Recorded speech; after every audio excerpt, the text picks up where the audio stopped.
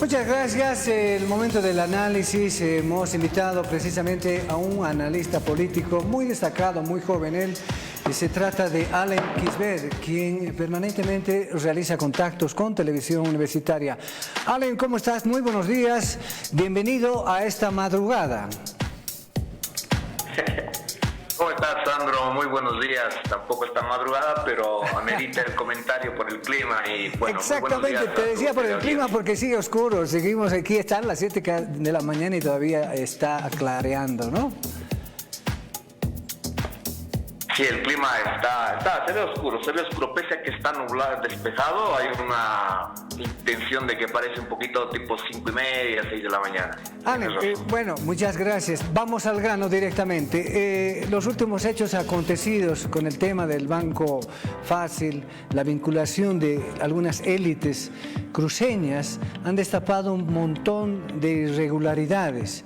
Y esto está afectando al ajedrez político, porque de alguna manera el arresto, si quieres, del gobernador de Santa Cruz ha afectado mucho a la dirigencia, a la élite cruceña. El señor Larach se ha pronunciado únicamente indicando de que no se los puede tildar de criminales. Hay facciones en Santa Cruz que están apareciendo, tal el caso del del rector de la universidad, el señor Vicente Cuéllar, y el vicerrector, que está más vinculado al comité cívico. ¿Cómo tú puedes evaluar esta primera visión que se está moviendo el ajedrez político? Yo lo veo de dos formas. Uno, que el comité cívico y todo lo que es el aparato político de Santa Cruz, todo lo que es el aparato de control económico de Santa Cruz, que está muy ligado con la política, está empezando a tener una especie de retroceso político y ya no está enfrentando al gobierno, sino tiene que buscar los mejores mecanismos para defenderse.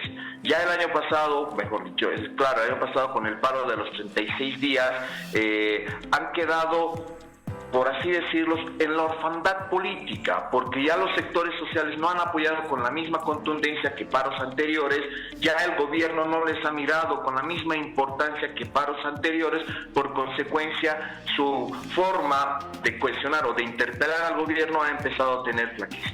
En función a ello, con este nuevo problema del Banco Fácil, de las nuevas reacciones, de todo lo que ha sido las políticas de estos grupos de poder en Santa Cruz, están empezando un proceso de protección interna, pero este tipo de protección interna les está llevando a dos cosas muy concretas. Uno, peleas internas que van a mostrarse con ciertas pugnas de divisionismo, lo cual no va a ser real porque es el sistema económico el que los une frontalmente. Segundo, es que va a tener que mostrarse un discurso nuevo del quehacer político, y este discurso nuevo del quehacer político desde Santa Cruz hacia Bolivia va a ser: o estás con el gobierno o estás en contra del gobierno. Básicamente, o estás con Arce o estás en contra de Arce. Ya en los últimos 2 años, por lo menos después del post-2019, post-elecciones inclusive, todo lo que es esta franja del Comité Cívico Pro Santa Cruz se ha empezado a catapultar políticamente a nivel nacional con diferentes variables discursivas, que fue muy interesante, pero con estas flaquezas, con el ítem fantasma del año pasado, con el tema del Banco Fácil de este año, este sector está empezando a flaquear y está mostrando una gran debilidad discursiva y una gran debilidad de unión política entre ellos mismos. Ahora, Allen, pasemos al otro lado. O sea, al parecer al principio veíamos a un presidente, Luis Arce Catacora, débil. Hasta sus propios adversarios internos los decían los liwiliwis, ¿no es cierto?, que no tenían la capacidad de administrar el Estado. Pero el presidente Luis Arce disimuladamente tiene un juego de cintura muy amplio. Ha tenido la capacidad de meterlo a la cárcel al gobernador, ha tenido la capacidad de romper la hegemonía en Santa Cruz. Va imponiendo de alguna manera una visión firme al interior del movimiento al socialismo, y esto ya le preocupa a Evo Morales. Es decir, tanto Morales como Arce Catacora se están convirtiendo en el eje ideológico por un lado y en el eje hegemónico en el país. Tú mismo lo decías, Santa Cruz, ¿qué le queda? ¿Alinearse al arcismo en este caso o morir? Sí, es interesante. Mira, el año pasado igual lo tocamos en tu programa. Tu programa siempre trae preguntas muy interesantes. En función a ello veíamos lo que tú acabas de afirmar, un gobierno completamente débil, el liwi los dijo el señor de la Quintana, se lo ha apodado el tilín, como aquel niño que obedece la norma de la mirada masculina paterna. Entonces, pero una jugada sigue siendo interesante del señor Arce. No aparece en TV, no da discurso, no da señal de existencia política como caudillo, pero en función a ese silencio y en esa actitud política, lo que está mostrando es un aparato sólido desde el Estado, desde la administración de gobierno. No se habla del señor Arce, se habla del gobierno cohesionador, del gobierno capaz de resolver los problemas. Y eso me parece interesante porque rompe la imagen del caudillo que se tenía con la vieja escuela del señor Morales y se reconstruye un aparato institucional. Eso es muy interesante, eso hay que aplaudirlo. Ahora, ¿hasta qué punto esto puede ser favorable para el mismo masismo y hasta qué punto esto puede ser favorable para la oposición? Hablemos del Comité Cívico Pro Santa Cruz. El Comité Cívico Pro Santa Cruz, ya lo dijiste, ya lo dijimos, va a tener que afilar sus filas políticas hacia un bastión. Y eso aparentemente es el señor Arce Catacora. El señor Arce Catacora no los ha atacado políticamente, sino por lo que más duele, lo económico hacia ellos y hacia otros sectores, pero no los ha atacado con un discurso falso o simplemente de desvincularlos del escenario político, sino con escenarios políticos claros. Ítems fantasmas 2022 y en este caso el Banco Fácil, que son aparatos económicos que están desmontando la realidad política y económica principalmente de Santa Cruz. Les está diciendo todo lo que ustedes plantean es falso. Y lo real económicamente, vuelve a decir el señor Arce en su actitud, no en discurso, está diciendo que la economía social comunitaria que el gobierno les ha planteado es lo más real y objetivo. Y entonces, discursivamente, ni los partidos ni los sectores como el Comité Cívico Pro Santa Cruz van a poder emerger con un nuevo planteamiento hacia la población. Es muy interesante la jugada y bueno, no sé si aplaudir o criticar a la oposición, pero el gobierno creo que ha hecho una jugada muy interesante, muy sigilosa y toca reconocer esa fuerza política. Ahora, no todo está, digamos, tranquilo, porque frente a Luis Arce Catacora tenemos a un Evo Morales un hueso duro de roer, es decir, Evo Morales no se va a quedar tranquilo. Hemos visto la muestra de su poder atacando al gobierno a través ya sea de sus exministros y personalmente él. Cada semana estaba haciendo denuncias de irregularidades en la policía, en el narcotráfico, e incluso habló de la economía. Pero, ¿qué se tiene Evo Morales? Tampoco es un adversario en este caso que hay que tener mucho cuidado, ¿no? Es interesante, y lo que tú dices, ¿no? Estaba, pero ya no está, ya no tiene el mismo impacto. O el señor Morales ya no está saliendo hacia los medios con temas relevantes hacia el gobierno, o los ciudadanos consumidores hemos asumido que el señor Morales simplemente lanza ideas muy arbitrarias, muy quizás hasta sacadas de los pelos, pero solo son discursos y no afectan a nuestro cotidiano vivir. Pueden ser dos imágenes que estamos viendo sobre este componente. Ahora, tenemos que entender también al señor Morales. Sí tiene un impacto interesante, el señor Linera lo dijo, tiene un 20% muy propio del señor Morales frente al proceso electoral. Está bien, pero fue el señor Linera, el señor Álvaro García Linera, en la última entrevista que tuvo en un canal, no me acuerdo exactamente el canal, donde dijo que señor Morales toca nomás aceptar el gobierno del señor Arce. Y eso fue lo que le dijo el señor Linera al señor Evo Morales. Le dijo, nosotros los ministros, porque quieras o no, el que manejaba el aparato ministerial era el señor Linera con sus capacidades discursivas y demagógicas. En función a esto, el señor Linera le dice al señor Evo Morales, nos hagamos a un lado y empecemos a apoyar el aparato institucional. Creo que eso ha marcado bastante el rumbo político que va a tener el movimiento al socialismo, y obviamente el rumbo político del movimiento al socialismo va a estar ligado a la cabeza del señor Arce Catacora, pero con un enemigo interno con mucha importancia, pero con poca influencia, y esa influencia y poca importancia obviamente es el señor Evo Morales. Ale, volviendo al tema de Santa Cruz, pero siempre con la línea discursiva en función a la ideología que aparentemente se está imponiendo, ¿qué es lo que sucede? Cuando en Santa Cruz se produjo el paro de los 35 días, estaban muy fortalecidos.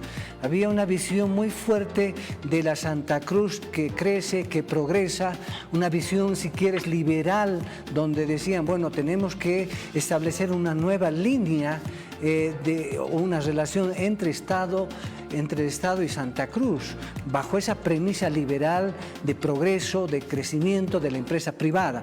No es toda la empresa privada que aparentemente está vinculada a temas de corrupción. Hay una empresa privada gigantesca, grande, emergente de los sectores populares, de sectores andinos.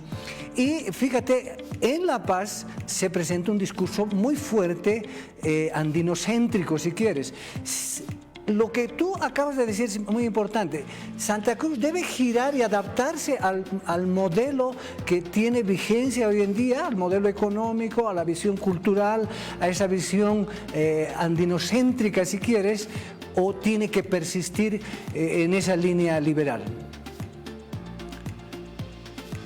Es una pregunta interesante. Mira, no sé si utilizar la palabra liberal o inventar otra. El señor Fernando Untoja plantea algo muy interesante, ¿no? La comunidad aymara, hablando de la cultura aymara como componente social político, pero en este caso económico, dice que lo aymara siempre va a estar sujeto a los nuevos modelos sociales y económicos del mundo, de las nuevas transformaciones. Y lo aymara, lo colla, en sus diferentes franjas y tenores políticos que se tenga, siempre se han adaptado en diferentes escenarios y nunca han sido absorbidos por completo y nunca se han, por así decirlo, no sé si vale, creo que va a ser muy criticado el término, mezclado política y económicamente con otros sectores, y eso me parece interesante, relevante.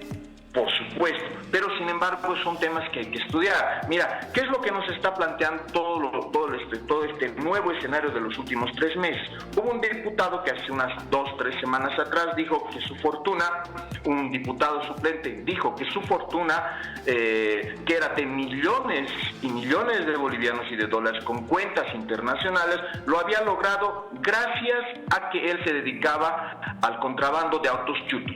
Lo dijo directamente, lo dijo abiertamente, nadie discursivamente o políticamente le dijo, bueno, este señor necesita una sanción legal penal, ir a la cárcel, no lo dijo, ¿verdad? Después tenemos el tema de ítems fantasmas, después tenemos el banco fácil, tenemos el tema del contrabando, tenemos el tema del narcotráfico. Entonces, todo esto nos está mostrando que la economía nacional se está fundando con principios en la economía de la ilegalidad, y eso es peligroso. No dudo, por supuesto que no, que hay comerciantes y empresarios de diferentes clases sociales, de diferentes tintes étnicos, culturales, que han hecho fortuna a partir de la transparencia y la competitividad económica. Sin embargo, la gran masa económica o ese pequeño reducto de empresarios adinerados con fuerte influencia política han generado bastiones económicos a partir de las ilegalidades. Nadie hace investigaciones de los cholets, nadie hace investigaciones de las grandes fortunas que se muestran en el gran poder, nadie hace seguimiento a cómo se ha logrado la economía de lo que se llama el modelo cruceñista o el modelo Camba, pero se muestra qué tipo de riquezas tienen. Entonces la pregunta vuelve a ser, ¿de dónde sale el dinero? En algún momento en tu programa igual lo habíamos tocado. ¿Dónde el narcotráfico lava el dinero? Esa es una cuestionante que hasta ahora sí que vigente. ¿Dónde se hace este tema, este pequeño detalle? Ahora, para terminar con tu pregunta, tú decías que en el paro de los 36 días del año pasado, 35 días, como lo aclaraste, bueno, los pro Santa Cruz tenían una vigencia política muy interesante. Yo le daría poco crédito a eso. Su mejor momento de Ocamba, del Comité Cívico, fue en la lucha del 1386, que fue el año pasado, a principios entre febrero y marzo del año pasado, que era contra la ley de ganancias ilícitas, donde ellos encabezaron y diferentes sectores populares, principalmente los gremialistas, se empezaron a sumar a su demanda, y eso fue su mejor momento. Posterior a eso, las desventajas discursivas y de accionar de sus líderes, como el señor Camacho, como el señor Calvo, han empezado a fracturar su discurso y obviamente a debilitarlos como movimiento político y nuevo movimiento discursivo a nivel competitivo en el proceso electoral. Creo que ahora están en una decadencia política, decadencia discursiva, y lo único que queda es optar de velar sus intereses económicos. Y la única forma de hacerlo, vuelvo a insistir, es o estoy en contra del señor Arce o estoy en contra del señor Arce. Ale, a tiempo de agradecerte, la última pregunta corta. Se habla también de que toda esta división al interior del movimiento al socialismo es una parafernalia, es decir, todo es un show. ¿Te imaginas a Evo Morales como vicepresidente de Luis Arce Catacora o no, como pasó en la Argentina? No, eso es imposible, es imposible. El alter ego del señor Evo Morales, como de cualquier persona, creo yo, que ha estado por lo menos 14 años en el poder, le va a impedir compartir la silla presidencial. El señor Arce en su momento, cuando llegó a la silla presidencial, le dijo, sí, conversemos, señor Evo Morales. El señor Evo Morales entró y quiso administrar el Estado. Desde el movimiento social cocalero quiso administrar el Estado, quiso definir ministerios, y el señor Arce Catacora, como cualquier líder político institucional, le ha dicho, alto flaco, aquí tú puedes dar las ideas, pero el que manda soy yo. Y el señor Evo Morales no es una persona que va a esperar que le manden a él. Jamás lo va a hacer. Nunca va a aceptar una cancillería ni nada por el estilo. Más allá del poder presidencial que el señor Evo Morales tiene, el señor Evo Morales desde el 98, van más de 25 años, o promedio 25 años, desde el 98, es un líder político que ha influido de manera directa, sin que nadie esté sobre él. Ahora, imagínate verlo como vicepresidente, es imposible. Muy tosca mi visión, pero el señor Evo Morales preferiría ver al MAS enterrado que compartir el poder, y eso es muy evidente. Bien, Alem, como siempre, excelente el análisis, muchísimas gracias. Alem Kizguer, analista político destacadísimo. Muchas gracias, Alem, estamos en cualquier momento en contacto. Sandro, a vos las gracias y un fuerte saludo y abrazo a tu teleaudiencia. Hasta otra oportunidad. Muchas gracias. Hemos estado con Alem Kizguer, joven analista político, muy bien ubicado en el tema precisamente del análisis. Seguimos contigo, Alexandra, por favor, porque tenemos más en Primera Impresión.